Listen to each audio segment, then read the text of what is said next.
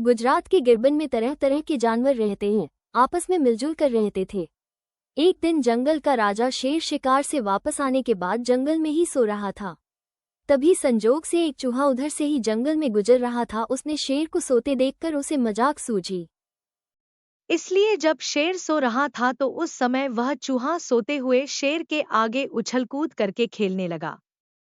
वह कभी उसके आगे कूदता तो कभी शेर के शरीर पर ही उछल-कूद करने लगा। इससे शेर परेशान होकर उसकी नींद खुल गई और इस प्रकार शेर की नींद खराब हो गई और वह उठ गया तथा चूहा की बदतमीजी देखकर उस पर शेर बहुत गुस्सा हो गया और दहाड़ने लगा।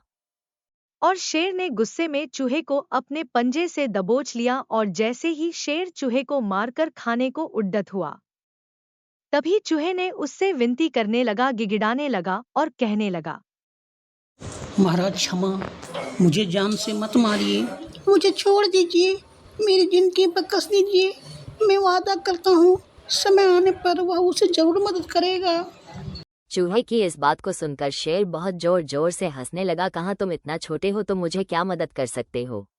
शेर ने चूहे की इस साहसिकता को देखकर शेर बहुत हंसा और उसे जाने दिया।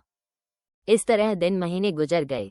उसके बाद कुछ शिकारी जंगल में शिकार करने आए और उसने जंगल में अपना जाल फैला दिया ताकि कोई जंगली जानवर का शिकार कर सके।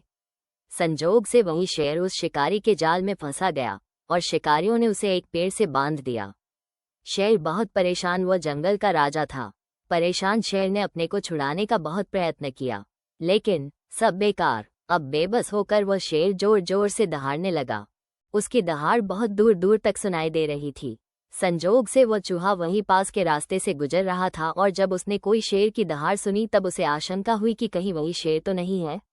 जाके देखा जाए। जब चूहा दहाड़ वाली जगह पर पहुंचा तो देखा कि वह तो वही शेर है और भारी तकलीफ में है। जैसे ही चूहा शेर के पास पहुंचा उसने तुरंत अपनी नुकीली दांतों से जाल को कुतर दिया, जिससे शेर कुछ देर में जाल से आज़ाद हो गया। जाल से बाहर निकलने पर उसने चूहे को धन्यवाद दिया। बाद में दोनों साथ मिलकर जंगल की ओर चले गए। दोस्तों, इस कहानी से हमें ये सीख मिलती है कि दोस्ती एक अनमोल वस्तु है।